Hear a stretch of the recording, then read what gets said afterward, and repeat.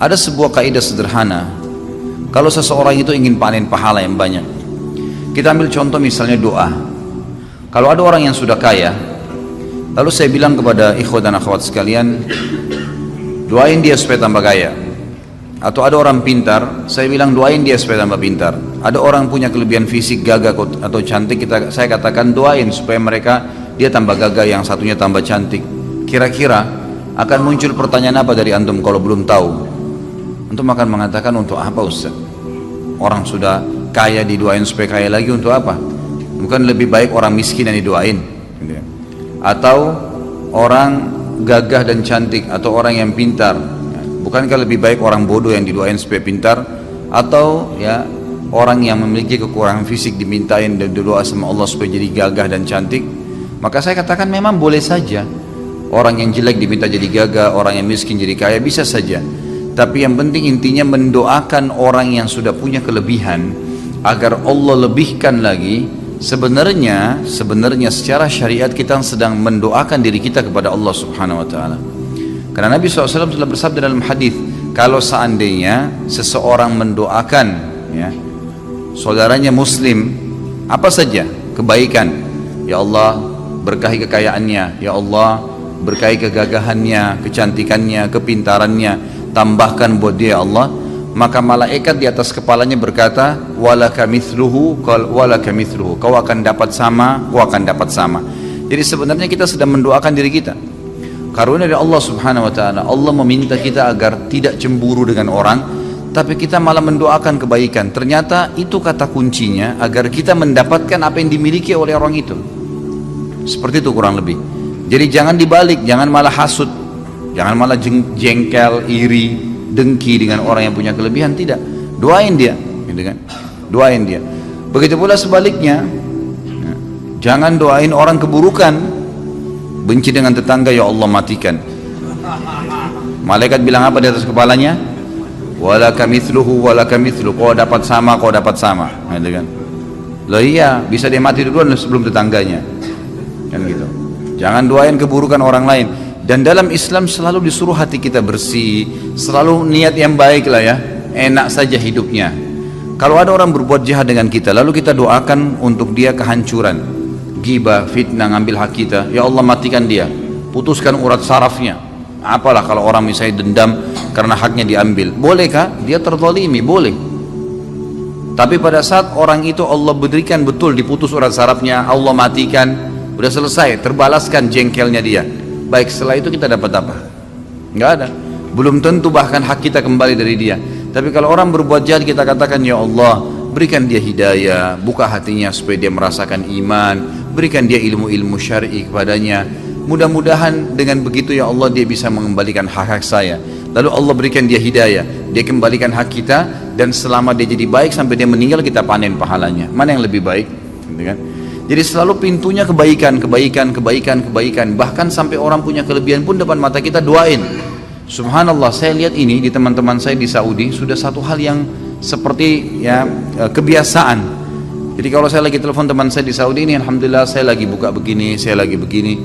Yang paling pertama itu, semoga Allah berkahi ya akhi, insya Allah Allah pertambah lagi, insya Allah Allah ya lipat gandakan, insya Allah begini, didoain sama dia banyak. Karena mereka faham, oh dengan mendoain itu sebenarnya dia sedang doain dirinya, gitu kan?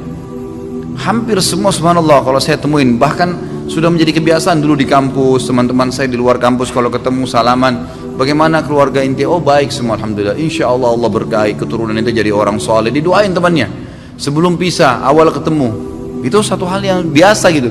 Karena mereka faham, mereka sedang mendoakan diri mereka sendiri. Jadi banyak hal manfaatnya. Pertama, kita tutup pintu hasud, iri, hati kita jadi sakit, itu hilang semua. Kemudian ternyata kita ya mendoakan kebaikan untuk dia, dapat pahala. Kita pun akan dapat seperti apa yang dimiliki orang tersebut. Jadi untuk mendapatkan seperti yang orang milikin, tidak harus mengambil milik dia, tapi doakan dia, bertambah kebaikan itu, maka Allah akan berikan kepada kita, gitu kan? Jadi seperti itu gambarannya. Begitu pula pada saat kita doakan orang keburukan. Begitu pula pada saat kita melakukan satu kebaikan, kita menjadi penyebab orang lain jadi baik.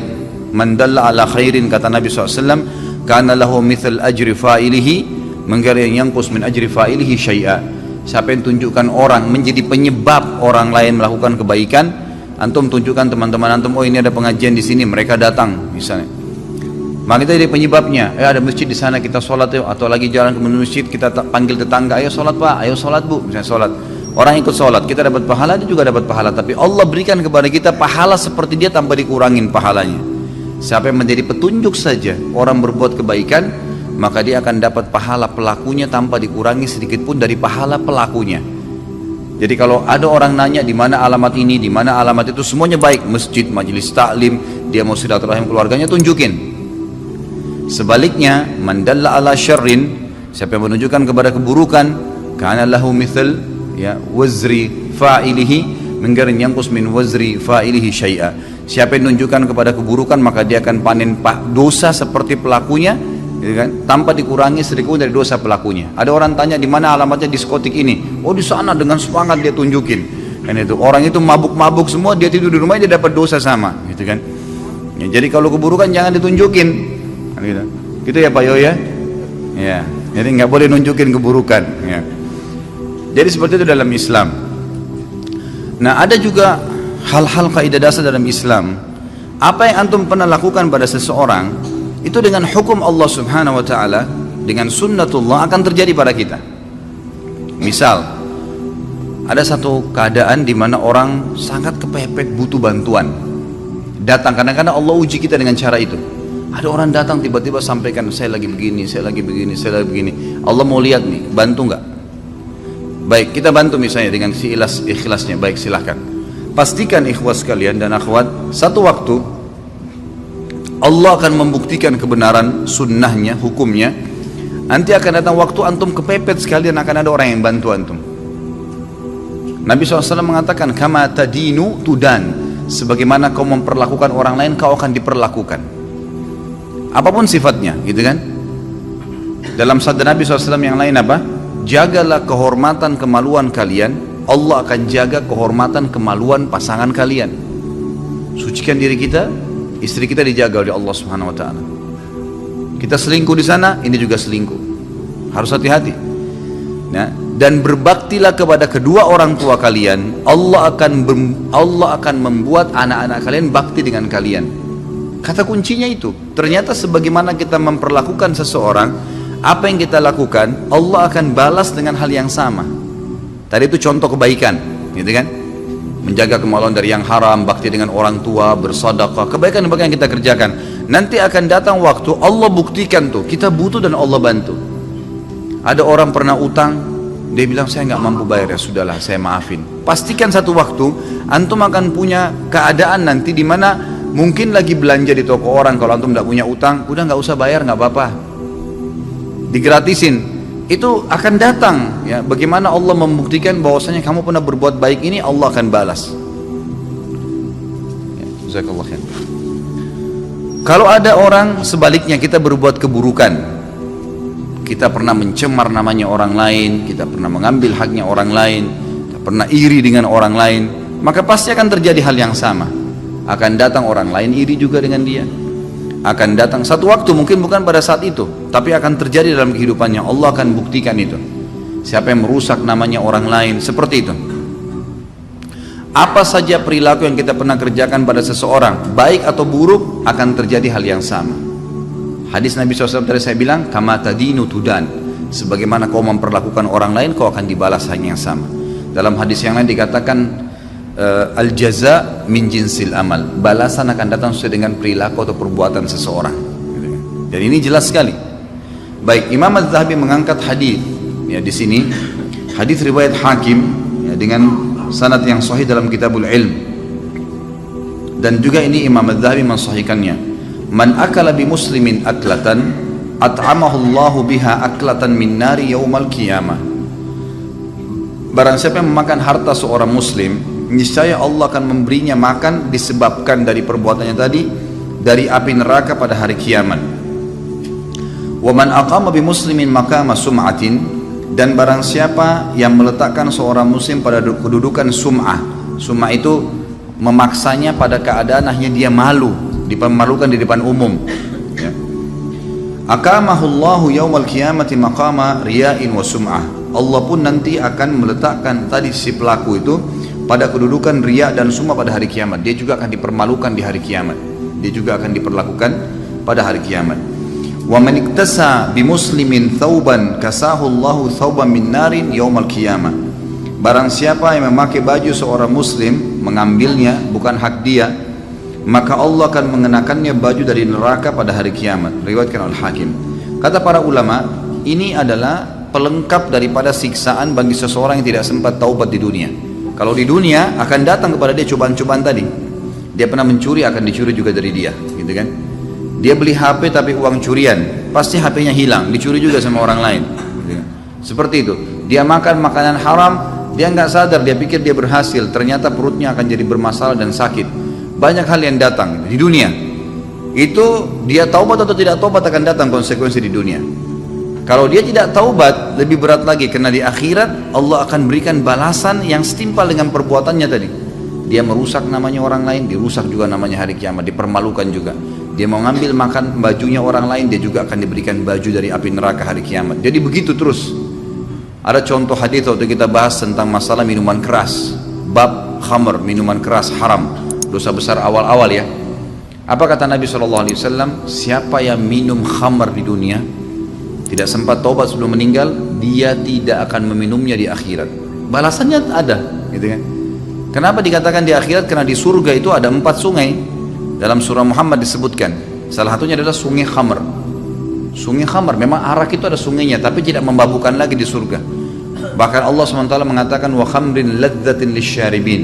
Dan khamr di surga nanti itu sangat lezat untuk diminum, gitu kan?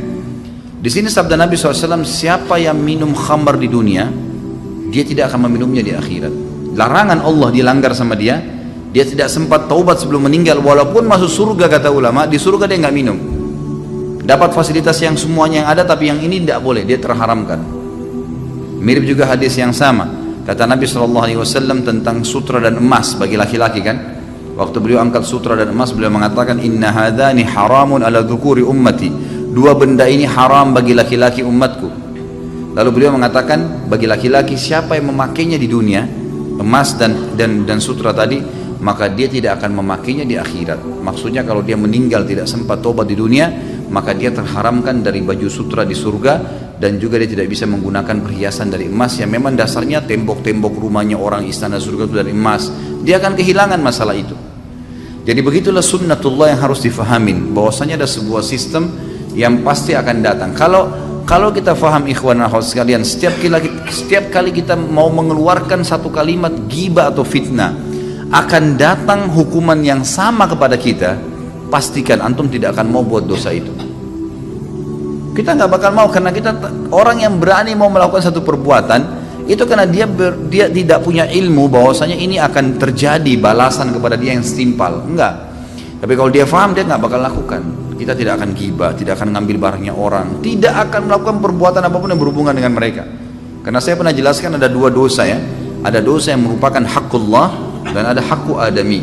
Ada haknya Allah, sholat, ya, puasa, itu haknya Allah SWT. Artinya kalau antum taubat, Allah terima, udah dimaafin sama Allah, nggak ada hubungan sama manusia. Tapi yang sedang kita bahasin adalah dosa yang kedua, hakku adami, hubungan dengan manusia, hubungan dengan makhluk, gitu kan? Nah ini kalau antum buat dosa ghibah misalnya, harus taubat kepada Allah dan harus minta maaf, perbaikin hubungan dengan dia. Nah ini yang berhubungan dengan manusia ini nggak bisa. Antum kalau yakin sentuh sedikit saja yang bukan barang antum, satu waktu barang antum juga akan disentuh. Bahaya sekali itu. Ya. Dalam masalah rumah tangga, sekali berbuat yang haram, terbuka pintu buat keluarga kita itu. Kecuali Allah SWT selamatkan, gitu kan? Maka kalau orang tahu pada saat dia berzina, ternyata terbuka pintu bahaya buat istrinya di rumah, dia nggak berani zina itu. Karena dia seperti buka rumahnya itu sebenarnya. Kan gitu. Kama tadinu tudan, sebagaimana kau melakukan, perlakukan orang lain, kau akan diperlakukan. Bukankah seorang sahabat datang kepada Nabi SAW mengatakan, ya Rasulullah, saya siap jalankan semua syariat kecuali satu, izinkan saya berzina. Itu aja, saya nggak bisa tahan fitnah perempuan. Nabi SAW menghadap ke wajahnya berkata, kau mau nggak kalau ibumu dizinai orang lain? Dia bilang tidak ya Rasulullah.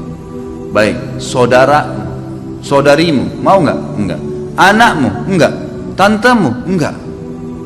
Artinya kalau kita lihat ibu kita sedang diganggu oleh laki-laki untuk dizinai, mau nggak kita lihat? Tentu kita nggak mau. Saudari kita nggak mau, anak kita nggak mau, tante kamu nggak mau. Terus kenapa kau ridho mau melakukan pada orang lain? Artinya kata Nabi SAW, kalau kau buka pintu itu, terbuka pintu-pintu di rumahmu nanti akan ada gangguan-gangguan yang datang. Kalau orang faham ini, dia tidak akan berani melakukan kesalahan itu. Antum matikan lampunya rumah seseorang iseng saja, satu waktu rumah antum dimatikan lampunya. Begitu konsepnya. Jadi harus paham, orang kalau paham tentang konsep ini, maka dia tidak akan melakukan pelanggaran kepada manusia siapapun. Tidak usah dilayanin gitu kan. Jangan sampai terjadi, berbahaya, karena akan terjadi pada diri kita juga.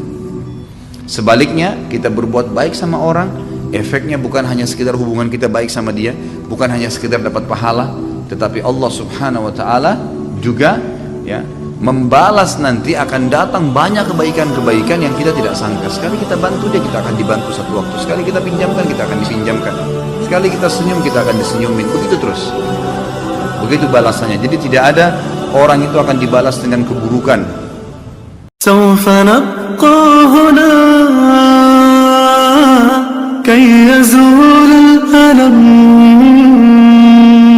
سوف نحيا هنا سوف يحلو النغم